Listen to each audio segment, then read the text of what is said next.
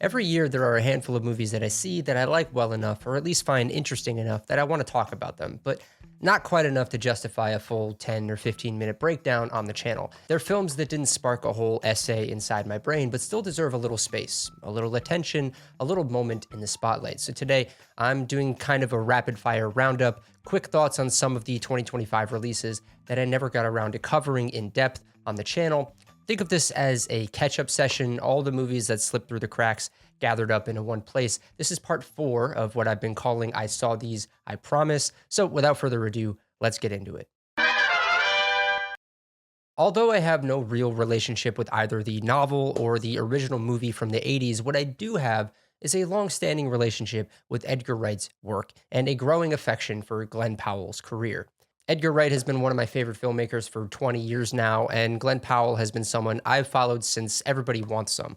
I thought he was wonderful in Hitman, great in Twisters, and even in a movie I didn't really like, Top Gun Maverick, he still managed to shine. So naturally, I walked into this with a lot of anticipation. The premise is scarily relevant, almost tailor-made for this moment, also similar to another King Bachman book adaptation that I loved from this year, The Long Walk. And while I was watching it, I found myself thinking, something that I haven't felt in a long time.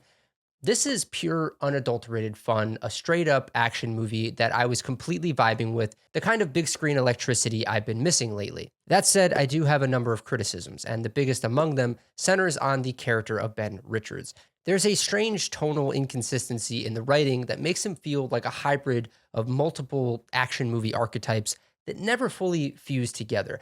At times, he's the everyman in over his head, your John McClane, or Harrison Ford playing Indiana Jones, or Mel Gibson in certain roles, or Harrison Ford again in The Fugitive.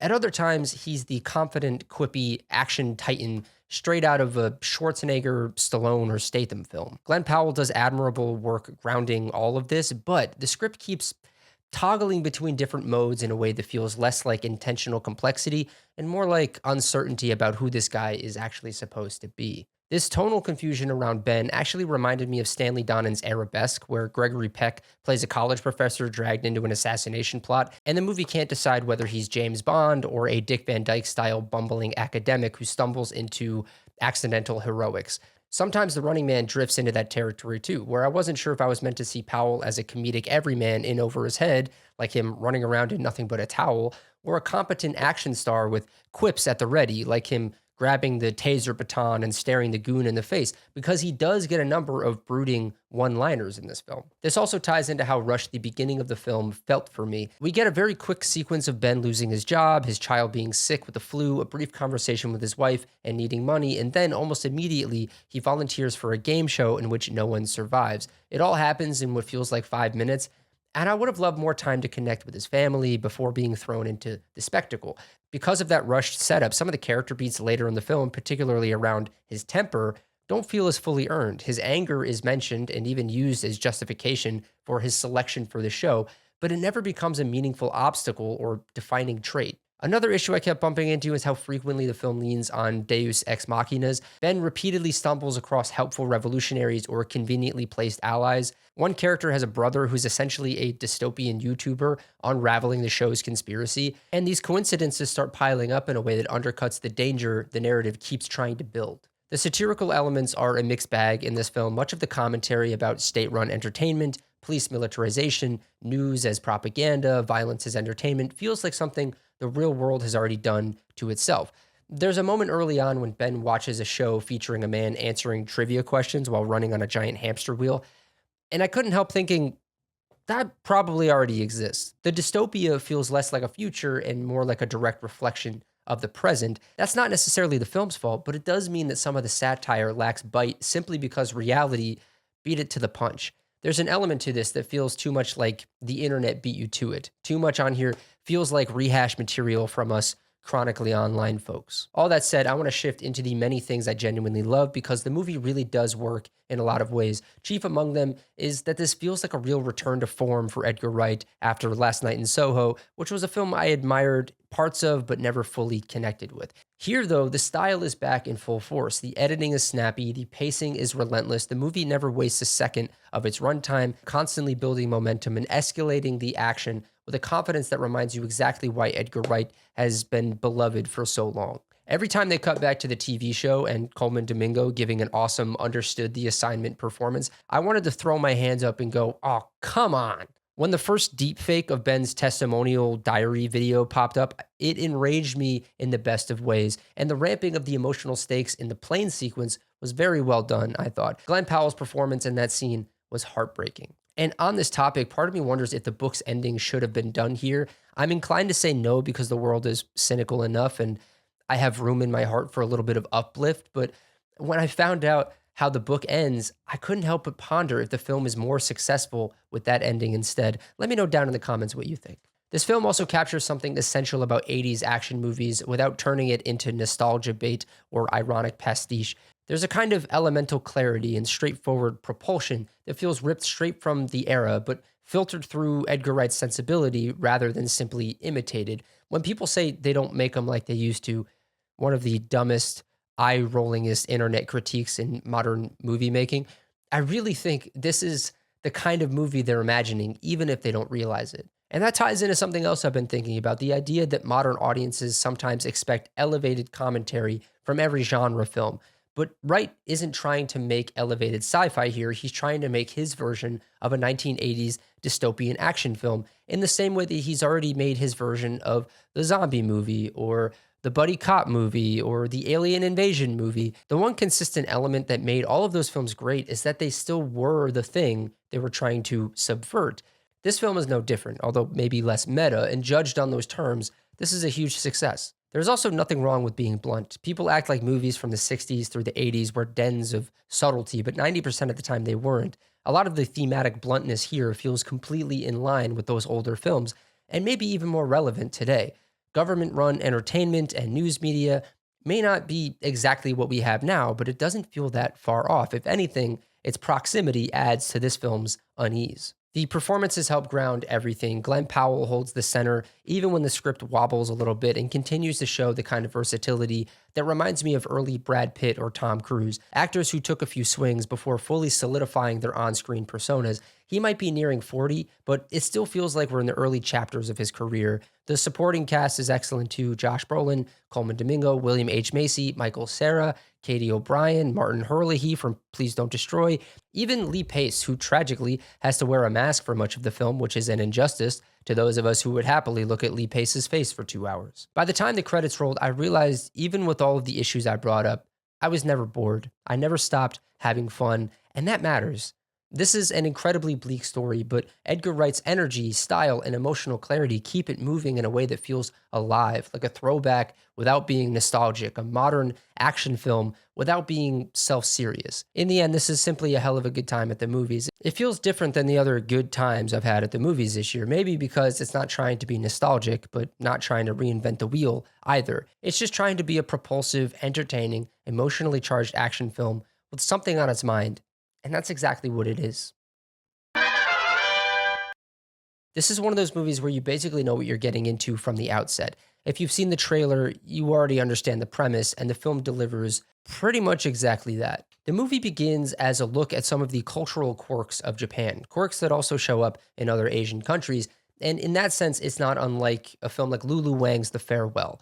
Both films explore the tension between Western expectations and Eastern cultural norms. In The Farewell, it's the accepted practice of withholding life-altering medical information from an elderly relative because sparing someone's fear or stress is considered more compassionate than complete honesty. In Rental Family, the lies are smaller in scale, but they stem from a similar cultural comfort with bending or withholding the truth for the emotional well-being of others.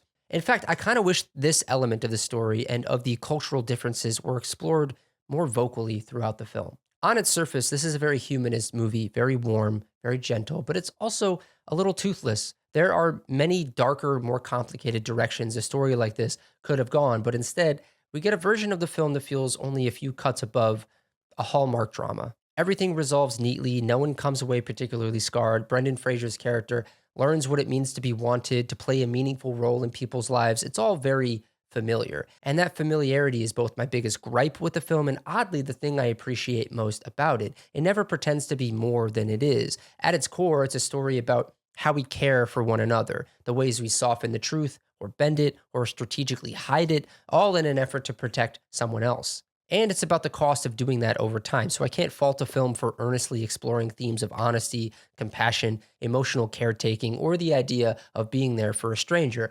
And a lot of Japanese films highlight the importance of the collective, the community, the group effort. And that's something that Western films, often very isolated by comparison, tend to overlook. Rental Family leans heavily into that collectivist mindset. It features a wide ensemble, each character receiving at least some kind of backstory or moment, even if some are more developed than others. That said, the film does have some structural issues. It rushes through the inciting incident and the setup, and then fairly early on, we're hit with what feels like a major turning point. Brendan Fraser's character has to tell the little girl he's been pretending to be the father of that his time with her is over and that he has to return to America.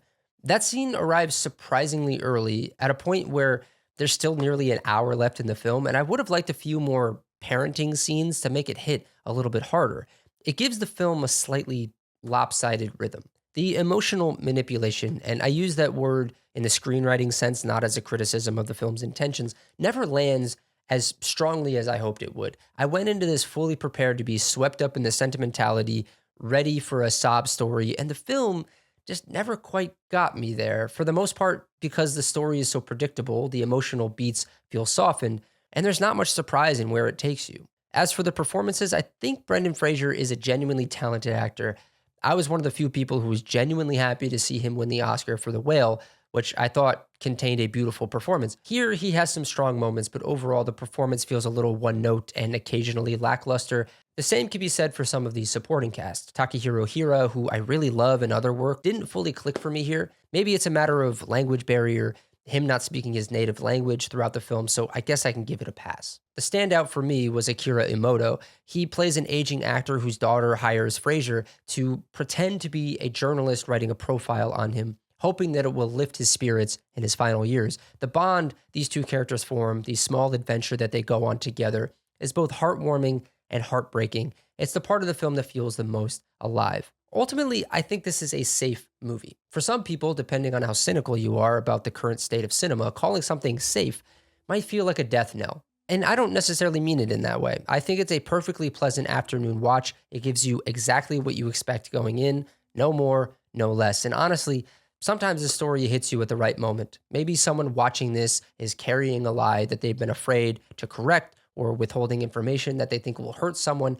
Maybe this film finds them at a point where they need to hear something about compassion or forgiveness or the emotional logic behind these small lies that we tell. And maybe for someone out there, Rental Family will help them either understand why they do it or realize that sometimes the truth is the better path.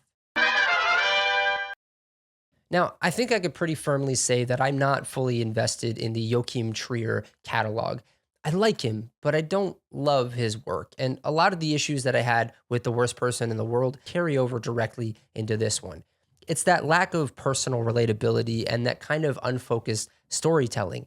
He's always tracking multiple storylines at once, never quite committing to one central idea. You can imagine this film being a very direct story about a father and his two daughters reconnecting, but instead, Trier will spend entire sequences focused on tertiary characters, moments that feel like they belong in a different movie altogether. And those scenes aren't bad, they're just unnecessary, in my opinion. They add texture, but little substance to the proper central narrative. So the whole film ends up feeling kind of scattered, like it's drifting from one emotional point to another without fully landing anywhere. And the biggest issue for me personally is that I just didn't feel anything. This is a movie that tries very, very hard to be emotional. It's a weepy film designed to give audiences the sniffles. It's rivaled this year only by Abel Tesfaye in Hurry Up Tomorrow in terms of number of tears shed in a movie, but never once did I feel that emotion coming through the screen. It always felt like I was watching someone else's story, someone else's grief, someone else's pain, and not in that universal reflective way that great films about family sometimes pull off. And it wouldn't even be a big deal if it wasn't also such a familiar story. We've seen this so many times, the absent father, the emotional fallout, the creative attempt at reconciliation. Earlier this year, there was that Ronan Day Lewis film, Anemone, which he made with his father, Daniel Day Lewis. Very different movies stylistically, but essentially about the same thing, familial trauma and how it ripples down through generations. So, yeah, these stories are told all the time. And when they're done well, they're incredibly moving. But Sentimental Value just didn't hit me on that level. It didn't reflect anything back at me.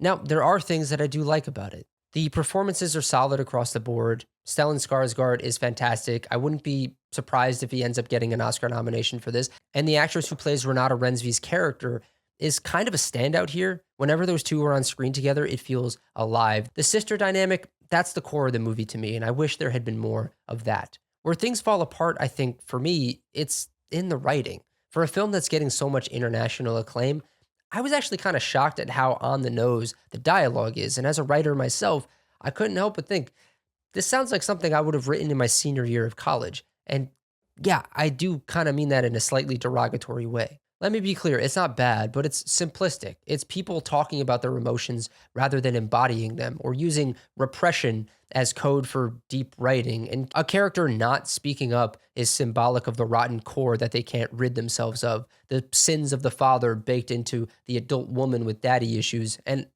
look, I know reducing this film to women with daddy issues is, well, reductive, but I found it to be an unsuccessful version of that trope. And that, for me, takes away a lot of the realism that Trier seems to be chasing, because Trier is a filmmaker who prides himself on naturalism, and he's good at that, especially in these smaller, quieter scenes. The dinner parties, the casual family moments, the way that Renata Rensvy's character interacts with her nephew, those moments feel incredibly real, almost documentary-like. But as soon as someone starts talking about their feelings, for me, the whole thing collapsed. The dialogue suddenly feels like therapy speak, like a boilerplate take on repressed familial trauma. And we've heard it all before, over and over again for the last 15 years, it feels like. Renata Rensvy's character is so cut off from the world, clearly damaged by her father leaving when she was young. She can't commit. She deliberately is like, I don't need therapy, yet she struggles with intimacy and cries all the time. It all just feels like an extension of her character from The Worst Person in the World, or really an extension of half the characters in modern relationship dramas. And look, I know these stories matter to people. I'm not saying that I don't have my own family baggage, but sometimes you watch these movies and you just think, okay, yes, you have problems. So does everyone else. And hopefully that's not taken as me just being cruel. Maybe it is. It's just that after a while, the whole thing starts to feel like reading someone's diary. And if that diary isn't particularly interesting, or worse, it looks exactly like a dozen other diaries you've read, you start to wonder why you're still reading it. That being said, the craft here is strong. The cinematography I felt was gorgeous. It's soft, it's nostalgic, sometimes genuinely beautiful to look at. There's a section of the film where Stellan Skarsgård's character is making his movie in this house that he grew up in, and that's a fascinating idea. He's wrestling with who the main character really is, his daughter, his mother, maybe himself. And there's something potentially profound there, but again, Trier kind of oversimplifies it. A lot of the filmmaker talk scenes sound like what a non-filmmaker imagines a director would say to his actor. It's all a bit lofty and highfalutin and strangely disconnected from how people in the industry actually talk about the work. A lot of the scenes with Elle Fanning felt like watching a parody or like something out of Entourage. She's all like, I want to be taken seriously as an actor, but my agents won't let me. I need to do more serious art. The whole popcorn bubblegum glamour magazine model who wants to be taken seriously thing is a bit played out, but I don't know, maybe I'm just chronically at the movies. So yeah, you end up with a film that's well acted, beautifully shot, and emotionally earnest, but it just didn't really land for me. Much like The Worst Person in the World, Sentimental Value is something I could appreciate more than I can love. I can respect the craft. I could even respect the ambition, but I didn't walk away feeling anything beyond that surface level. And yet, I'm not surprised that it works for other people. When the lights came on in my theater, there were smiles, there were tears. People were clearly moved by it. And that's kind of the magic of cinema, right? It hits everyone differently. So while Joachim Trier's films don't quite connect with me on a deeper level, I'll still keep showing up because even if I'm not moved by them, I do respect what he's trying to do. And I'll be curious to see what he does next.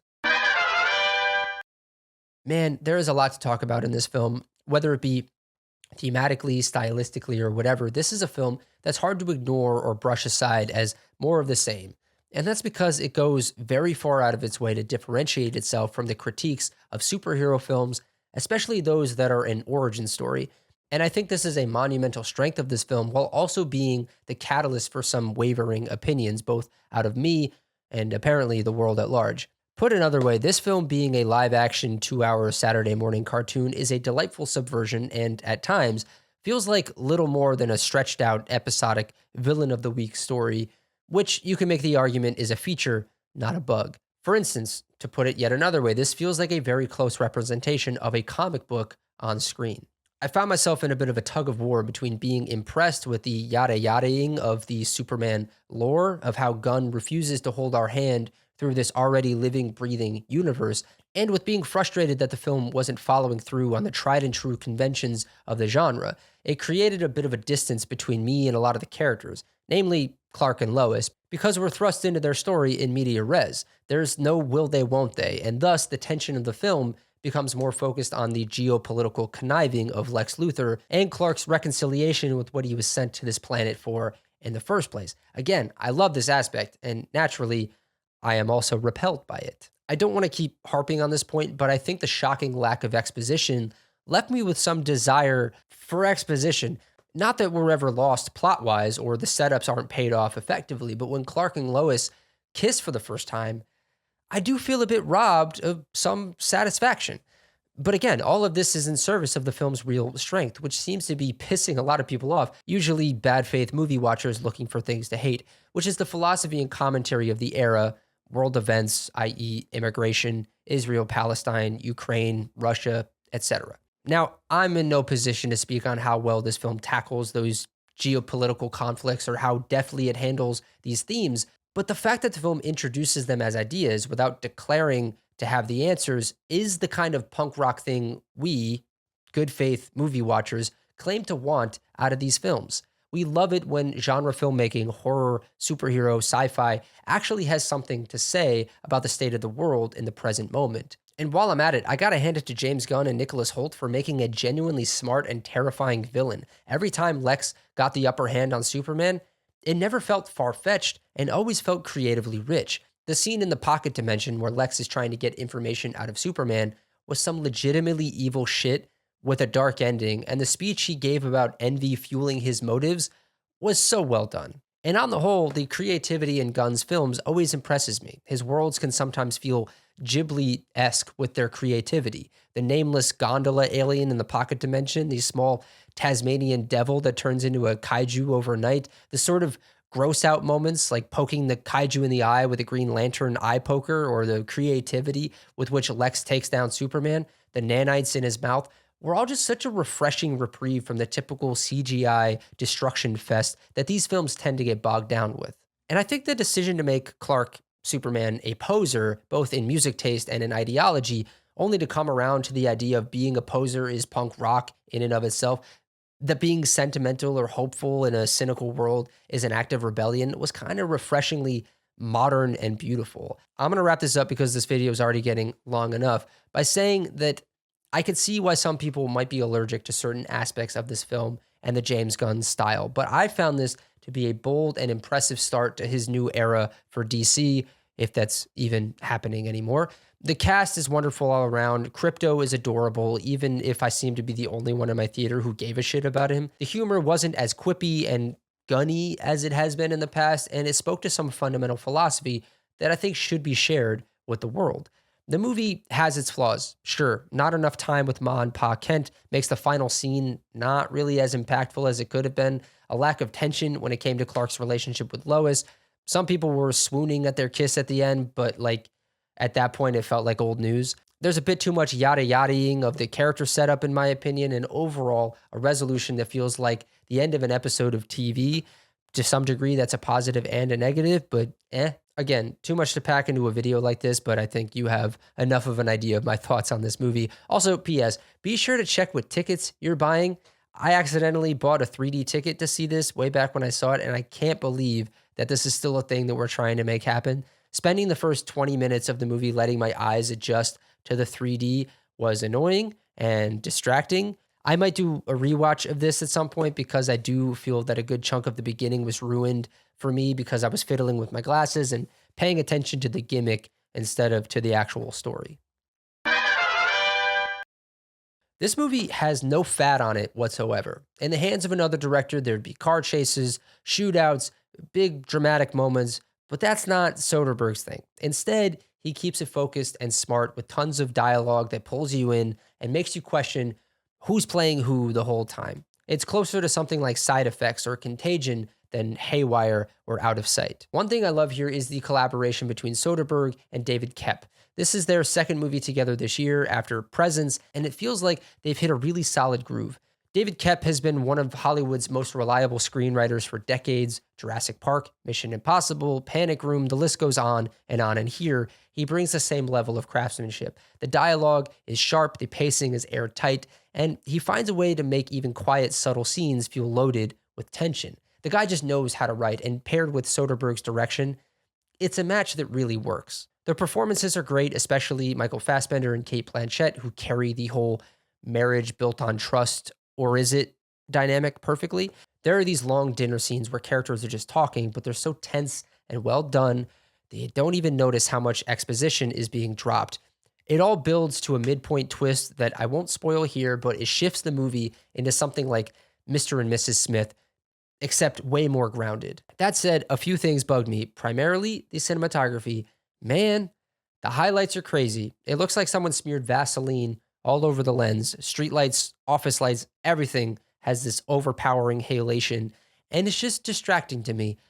I actually thought my glasses were smudged for most of the movie, but still, Black Bag is slick, stylish, and really well made. It's heavy on the intrigue and light on the explosions, which I think works in its favor. If you're into Soderbergh's more restrained, dialogue-heavy style, you'll probably love this. Married couples over 40 might get a special kick out of this one, but honestly, it's a good time for anyone who likes a smart spy movie. Whew, that was a doozy. That's going to do it for part 4 of me talking about movies that I didn't get to in 2025. This is going to be the final part because I think I've talked about every single movie that I watched this year. There are a few that I just don't even think really deserved a whole lot of attention drawn to them on the channel.